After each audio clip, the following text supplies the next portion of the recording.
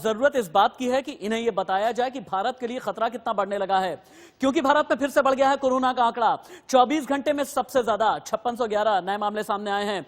देश में अब तक कोरोना के 1,06,750 मरीज सामने आ चुके हैं और अब तक कोरोना से 3,303 लोगों की मौत हो चुकी है। और यही इस वक्त आईना दिखाना बेहद जरूरी है। 24 घंटे में 140 लोगों की मौत हुई है। लेकिन सबसे पहले आप ये देखें कि भारत में कोरोना की डेट शीट क्या बता रही है। आज की तारीख में भारत में कोरोना की डेट शीट क्या है, बहुत जल्दी हम ग्राफिक्स के जरिए आपको दिखाते हैं और समझाते हैं। देखें आप कि भारत में 14 अप्रैल को 10,000 का आंकड़ा था, 22 अप्रैल को ये 20,000 का हो गया डबल, यानी 10-10 हजार की हमने 10 कैपिंग लगाई है। और 10 कैपिंग में अलग अलग तारीखें क्या कह रही हैं देखें आप।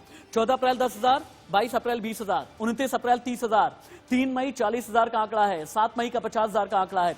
लेकिन 7 से लेकर के अगले 19 मई तक, अगर 7 मई को मैं यहीं पर रोक दूं, यहीं पर मैं एक कैपिंग लगा करके अगर रखता हूं, तो आप ये समझें कि यहां 50,000 से 1 लाख पहुंचने में कितने दिन लगे हैं। सिर्फ और सिर्फ 12 दिन लगे हैं। और 12 दिन में अगर ये संक्रमित मरीजों का आंकड़ा आप पीछे की तरफ देखें, अगर 1 लाख का पहुंच गया है, यहां पर है अगर 50,000, अगर 10 मई आते हैं तो यहां है 60,000, अगर फिर हम 12 मई की तरफ जाते हैं तो फिर ये 70,000 का होता है, 15 मई की तरफ जाते हैं तो ये 80,000 का होता है, 17 मई का जा रहे हैं तो 90,000 का होता है। और अगर 1 लाख का आंकड़ा 14 अप्रैल से लेकर के 19 मई के बीच में, यानी 1 महीने और 5 दिन में अगर यह आंकड़ा पहुंच गया है, तो यह वाकई में बहुत ही खतरनाक आंकड़े हैं। नागपुर की महिलाओं को भी ये आंकड़े देखने चाहिए। अगला ग्राफिक गिराएं। अगले ग्राफिक में हम ये दिखाएंगे कि 100 से 1 लाख का आंकड़ा पहुंचने में अलग अलग देशों को कितने दिन आखिरकार लगे हैं। हालांकि भारत 100 से 1 लाख पहुंचने में 64 दिन लगे हैं।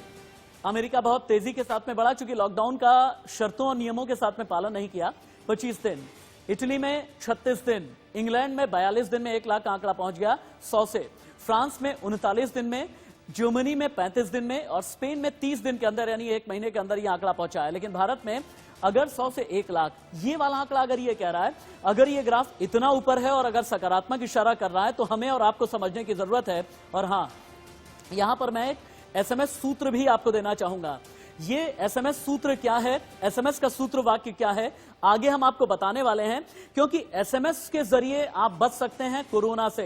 ये SMS का राज क्या है आगे मैं खोलूंगा, लेकिन अगला ग्राफिक यहां पर गिराएं ताकि हम ये बता पाएं कि 3 राज्यों में अगर 50% मरीज हैं।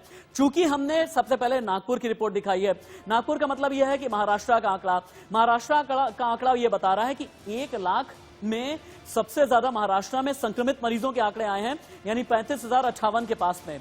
फिर आप दक्षिण भारत चले जाते हैं तो तमिलनाडु बहुत ज्यादा डरा रहा है, क्योंकि 11,760 संक्रमित मरीजों के आंकड़े हैं। फिर उसके बाद प्रधानमंत्री और गृह मंत्री का जो गृह राज्य है यानी गुजरात में भी 11,746 के अगर आंकड़े आए हैं। और अगर कुल मिला जुला करके आप देखें पूरे देश में जितने भी संक्रमित मरीजों के आंकड़े आए हैं, उनमें 50% इन 3 राज्यों से आते हैं, यानी महाराष्ट्र, तमिलनाडु और गुजरात। और यहां पर रिकवरी रेट क्या है पूरे भारत में, यह भी आपके लिए जानना बेहद जरूरी है। भारत का रिकवरी रेट बाकी देशों के मुकाबले कहां पर खड़ा है। अगर 100 मरीज आज की तारीख में बीमार हो रहे हैं तो उनमें से कितने ठीक हो रहे हैं, यह रिकवरी रेट बताता है। हालांकि रिकवरी रेट के मामले में जर्मनी बहुत आगे है, क्योंकि जर्मनी ने टेस्ट बहुत ज्यादा कराए हैं। लेकिन भारत में अभी तक 24 से 25 लाख के आसपास ही टेस्ट हुए हैं, और इसीलिए यह बताया जा रहा है कि रिकवरी रेट फिर भी जर्मनी के मुकाबले कम है। लेकिन अमेरिका, रशिया और फ्रांस के मुकाबले हम फिर भी बेहतर हैं, क्योंकि भारत में अगर 100 मरीज बीमार हो रहे हैं तो उनमें से 38 से 39 मरीज ऐसे हैं जो कि रिकवर कर जा रहे हैं, जिनकी इम्यूनिटी और भी ज्यादा मजबूत है। और इसीलिए यह कहा जा रहा है कि आप जितनी भी ज्यादा अपनी प्रतिरोधक क्षमता बढ़ा करके रखेंगे, उतना ही आपके लिए अच्छा होगा। लेकिन अमेरिका में ऐसा नहीं हुआ, रशिया में नहीं हुआ, फ्रांस में नहीं हुआ, जर्मनी ने किया। और इसका नतीजा यह है कि जर्मनी में जो रिकवरी रेट का आंकड़ा है वो 88% का है। और जर्मनी और भारत के बीच का ये कंपैरिजन अगर हम देखते हैं तो फिर हमें और भी आगे काम करने की जरूरत है। कुल मिला जुला करके ये आंकड़े बता रहे हैं। लेकिन अगला ग्राफिक आपको क्या बता रहा है और किस तरह की जानकारी दे रहा है, वो आप देखें कि कितनी तेजी के साथ में अभी अगर 3,303 मौत हुई है तो 11 से 20 मार्च के बीच का आंकड़ा क्या था। 11 से 20 मार्च का जो आंकड़ा था, अगर मैं ऐसे दिखाता हूं आपको, 11 से 20 मार्च का आंकड़ा अगर आपको दिखा रहा है 4 मौत का, तो आज की तारीख में 3,303 मौत हो गई है। 20 मार्च से लेकर के अभी तक, यानी 1 महीने के अंदर 4 मौत से 3,303 मौत तक अगर पहुंच गए हैं। आप देखें कि किस तरह से तारीख दर तारीख और हफ्ता दर हफ्ता ये आंकड़े जुड़ते चले गए। 11 से 20 मार्च 4 मौत, लेकिन 21 से 30 मार्च के बीच में इसमें 36 का आंकड़ा और जुड़ गया। आगे जब आप बढ़ते हैं तो फिर आंकड़े किस तरीके से बढ़ते गए, किस तरह से मल्टीप्लाई होते गए, और मार्च से लेकर के अप्रैल, अप्रैल से लेकर के मई, यानी 2 महीने के बीच 4 से 3,303, और यही वो 70 दिन हैं जिनके आंकड़े बहुत ज्यादा डरा रहे हैं। 70 दिन का हमने पूरा डेटा आपके लिए इकट्ठा किया है, जो ये बता रहा है कि 11 से 20 मार्च 4 मौत, और आज की तारीख में 10 से 19 मई वाला ये जो 10 दिन है, इनमें 3,303 मौत हुई है, और इसीलिए ये आंकड़े बहुत ज्यादा डरा रहे हैं। अब आप ये देखें कि 10 शहर जहां पर सबसे ज्यादा आपको सावधान रहने की जरूरत है। मुंबई, मौत हुई है 757, मुंबई के अलग अलग इलाके। अहमदाबाद यानी गुजरात का नंबर 2 पर आता है। ये टॉप 10 शहर हमने निकाले, 576 मौत।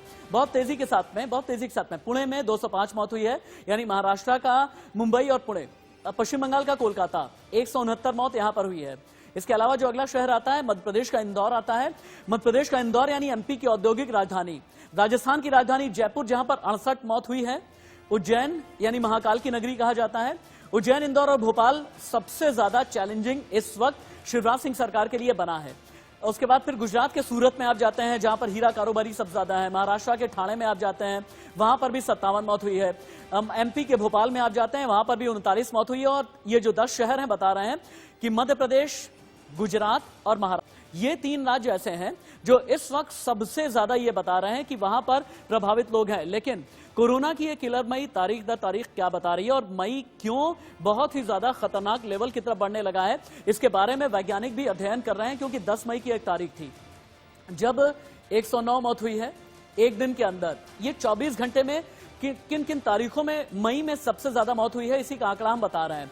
11 मई को 112 मौत हुई है, 12 मई को 81 मौत हुई है, 13 मई को 120 मौत हुई है, 14 मई को 136 लोगों ने कोरोना की वजह से जान गंवाई है, 15 मई को 95 लोगों की जिंदगी खत्म हो गई भारत में कोरोना की वजह से, 16 मई को 106 मौत हुई है। लेकिन जो 17 मई की तारीख है, ये तारीख सबसे ज्यादा डराने वाली है, यानी 3 दिन पहले की तारीख, जब एक ही दिन में 24 घंटे के अंदर 165 मौत हुई थी।